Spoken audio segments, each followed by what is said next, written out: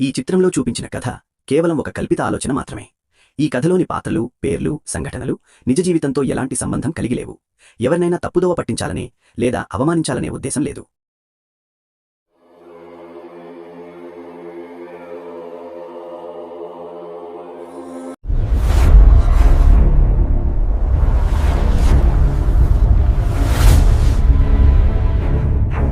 ఈ ఊర్లో ప్రతి సాయంత్రం ఒక కథ మొదలవుతుంది.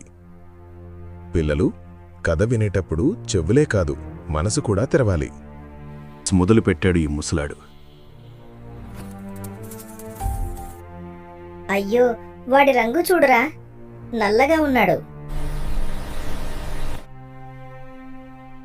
చాలు, ఎవ్వర్నీ రంగుతో కొలవద్దు. ఈ నల్లని మట్టిలోనే జీవముంది. మనిషి విలువ రంగులో కాదు, గుణంలో ఉంది. మనిషిని రంగుతో కాదు, మనస్సుతో చూడాలి. నాయనా, ఈ భూమి మీద ఒక విషయం మీకు తెలియదు. మనుషులను పోలిన మనుషులు ఈ భూమి మీద 7 అందులో నీవొక్కడివి. 7 తాతయ్య? ఇంకా 6 ఎక్కడుంటారు? అవును నాయనా, మిగతా 6 ఎక్కడుంటారు, ఏం చేస్తుంటారో ఎవ్వరికీ తెలీదు. సరే, ఇంకొన్ని కథలు రేపు చెప్పుకుందాం. వెళ్ళిరండి.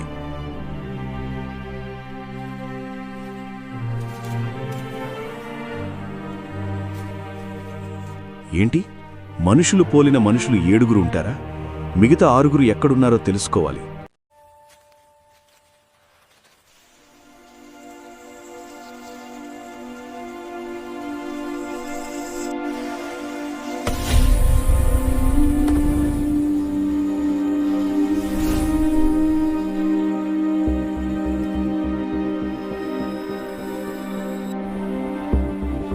నాయనా, నీవు తలచినట్లుగా నీ కోరికను తీరుస్తాను, కాని అందులో కొన్ని ముఖ్య విషయాలు నీవు తెలుసుకోవాలి. నీవు నీ దుస్తులను నువ్వు మార్చుకోలేవు. నువ్వు ఏ ప్రదేశం వెళ్ళినా అక్కడి భాష నీకొస్తుంది. నీవు ఒక చోట తీసుకున్న ఆహారం ఇంకో చోట నీ ఆకలి తీర్చదు. నీవు ఎప్పుడు కావాలనుకున్నా అప్పుడు ఈ రుద్రాక్షను ఉపయోగించి మరో చోటికి మారడానికి వీలుంటుంది, కాని మళ్లీ వెనక్కిపోలేవు.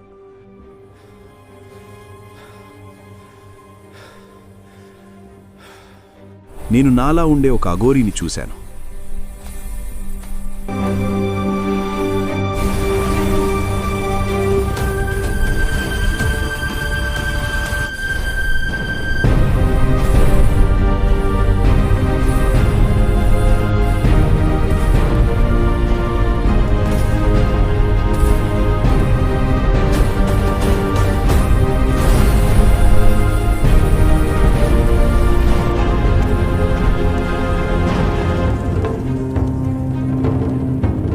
నీ కోరిక చాలా విచిత్రం, కానీ ప్రమాదకరం. దానిని జాగ్రత్తగా ఉపయోగించు. స్వామి, వెళ్ళి వస్తాను.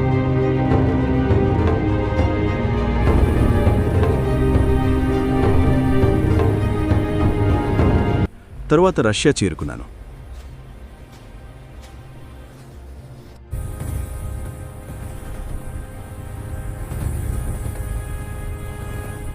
అతన్ని కలిసి జరిగిందంతా వివరించాను.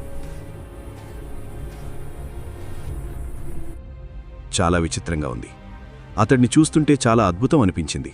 నాలా ఉండే మనిషి, 2 వేరువేరు ప్రదేశాలు, వేరువేరు విధానాలు. అతనిది సాధారణమైన జీవితం. మిత్రమా, వెళ్ళిరా మిత్రమా. వెళ్ళి వస్తాను.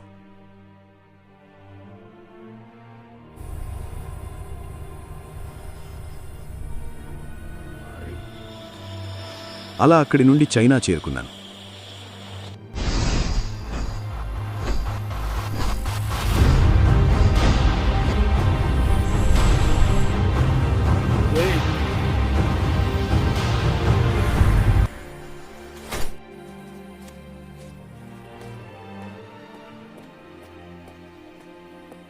అతనికి అంతా వివరించాను. నీ ఆలోచన అద్భుతం. నీ ప్రయాణం సుదూరం. మనం ఒకలా ఉన్నందున నా కళ్లతో నేను ఆశ్చర్యం చూస్తున్నాను. నా కళ్లతో నేను కూడా ఒక అద్భుతం, నమ్మలేని నిజాన్ని చూశాను. మిమ్మల్ని చూడ్డం చాలా సంతోషం. ఈ సమయం తిరిగి మళ్లీ రాదు. రా మిత్రమా, భోజనం చేద్దాం. ఈ ఆహారం మా దేశంలో కూడా ప్రాచుర్యం పొందుతూ ఉంది. అతనికి వీడ్కోలు చెబుతూ నా ప్రయాణాన్ని ముందుకు సాగించాను.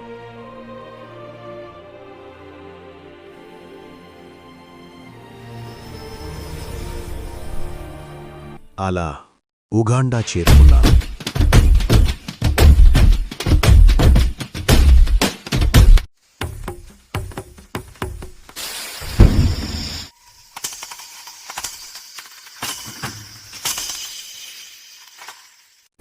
అక్కడ నేను మహాయోధుడిని, శక్తివంతుడిని, నా గ్రామానికి నేను నాయకుడిని.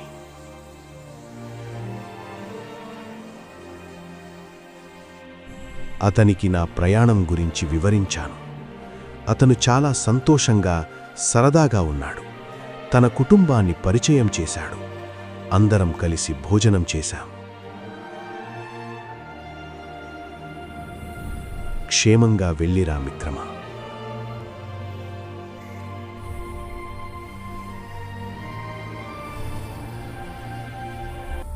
తరువాత ప్రయాణం దుబాయ్. చాలా దూరం ప్రయాణించాను. ఒక ప్రక్క ఆకలి, దప్పికలు నన్ను శక్తిహీనుణ్ణి చేశాయి.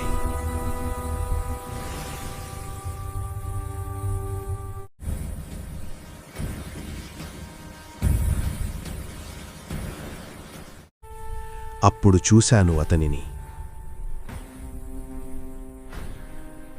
అతనికి నా ప్రయాణం గురించి వివరించాను. అతి తక్కువ సమయంలో మేము మంచి మిత్రులమయ్యాం.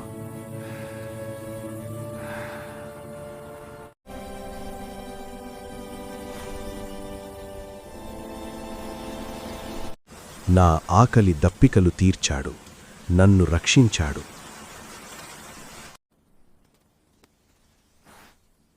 అతడికి వీడ్కోలు చెబుతూ నా ప్రయాణం సాగించాను.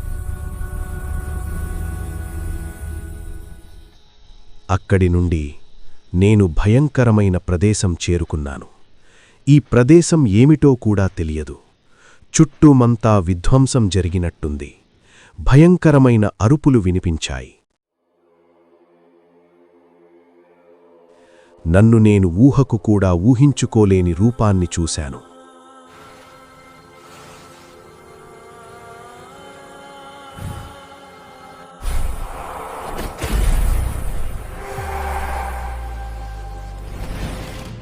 అతడు నాపై దాడి చేశాడు.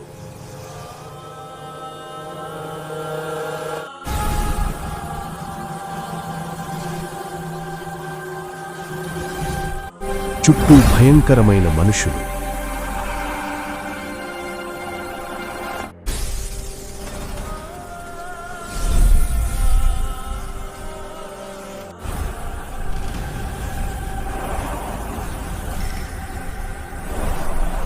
అక్కడి నుండి నేను నా ప్రాణాలతో నా గ్రామం చేరుకున్నాను. నా ఈ జీవితంలో చాలా చూశాను. నాలో నేను ఒక దైవత్వంను, సాధారణమైన మనిషిని, మంచి మనసు కలవాడిని, మహాయోధుడిని, మంచి సహాయకుడిని, రాక్షసుడిని చూశాను. ఇవి నాలో కూడా ఉన్నాయి. ఈ అద్భుతమైన వరం నాకు లభించింది.